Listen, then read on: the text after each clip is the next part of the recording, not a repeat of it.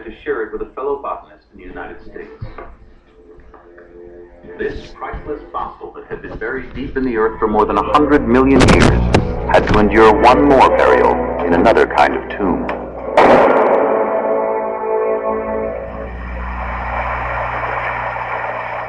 Sunga brought the fossil to his longtime friend and colleague, David Dilcher, of the University of Florida, for another opinion.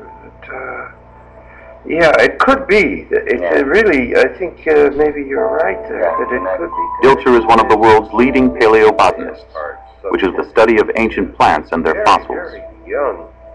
His passion is trying to understand the origin of flowers. I've been looking for the earliest flowering plant of the world for probably 35 years. Before flowers, the earth was covered with green plants like ferns, pines, and the now extinct seed ferns. Their reproduction was relatively slow and inefficient. Pollination was mostly carried out by the wind. Eventually, the fossil record shows that flowering plants came to dominate the globe.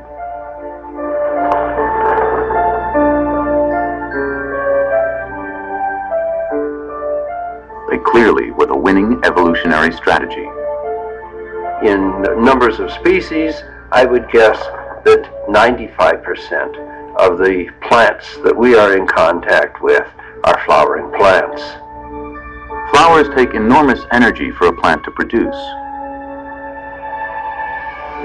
They may be beautiful, but that beauty is, in one sense, a burden. So why have flowers at all?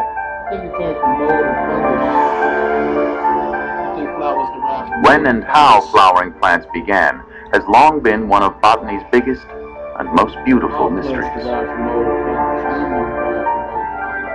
Could this strange new fossil from northern China solve that enduring mystery?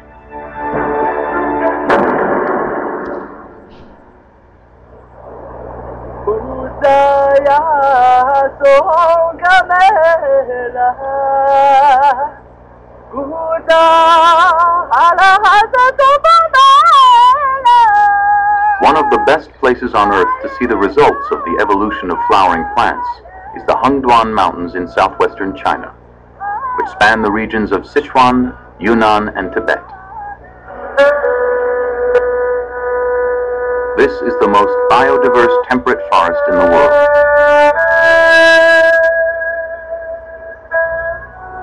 But to a plant lover, it feels strangely familiar, because this is where many of the flowers in your garden came from.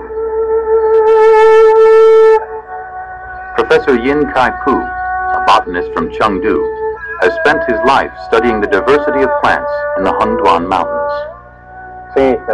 Everyone who comes here falls in love with this place. The scenery is sublime. It's beautiful. The biodiversity is so rich. It's why most of the world's botanists feel that this is a living museum of plant evolution.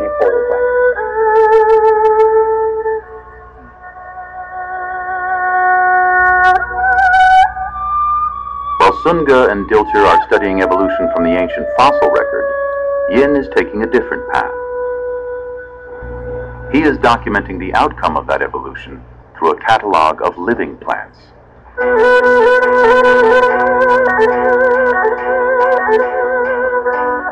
How did such an astonishing array of colors, patterns, shapes, and sizes evolve? And how were they related?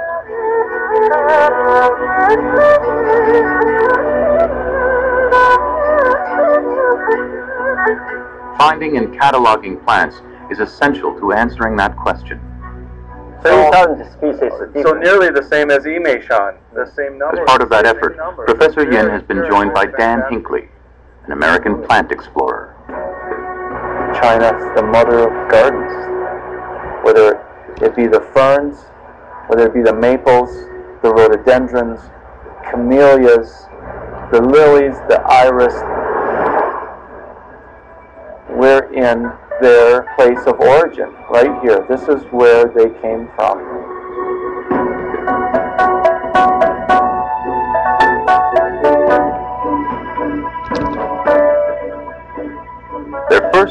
an alpine meadow at 14,000 feet.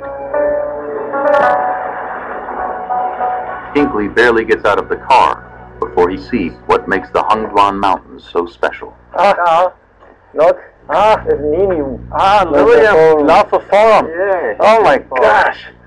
The first time I've ever seen this in blossom. Oh. It's fantastic. Oh, it's Corridor. Corey Dallas here, curviflora. Yeah. And allium, geranium. Superior. Look at that. Should we come up? Blue. Oh my gosh, that's just extraordinary. Lilium lophiforum. It's the first time I've ever seen it in flower. The petals don't completely disattach, which makes it so exquisite. So we have hardy geraniums, lilies, gentians, euphorbias. There's even an edelweiss here, Leontopodium, which is mostly associated with the Alps in Europe. A spruce, Picea, a potentilla, primulas, anemones. It is absolutely staggering the number of genera that we are familiar with in the garden setting that is in this small little piece of land in front of me that has been grazed by yak and cut for the roadway. Ligularia, Botricium, which is a fern, and Arenaria. It's Spirea. It goes on and on. It's absolutely staggering. This little anemone is quite exquisite. I think particularly so for that blue staining on the undersurface of each tepal. I'm not sure, but I think that unless you're looking at something else, that this is another lily. It's the same lily. Yeah. This is why we can't we're not. Well, we are part of the problem. Everybody knows they're guilty, right? But this is why China can't be polluted, and the earth can't be polluted, and our rainforest can't die out because of this. Is a rare species of the much sought-after lady slipper orchids, named after the unusual pouch created by a modified petal. Wow. Professor Yen. Oh, unbelievable. There's a lot of people that would love to be here right this moment, sitting in the yak dung. I mean, it is just amazing. Most plants, most of our medicines, meaning our ancient medicines and our present medicines, they said this at in the opening of the show.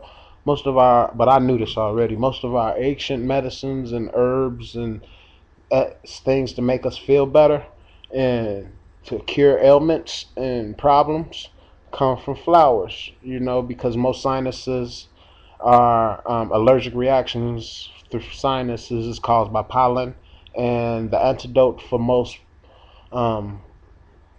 allergies, which are poisons, like certain minor poisons to the bronchial system of our nose, are the things that make you sick. You know, if like the antidote for a snake bite is a snake venom.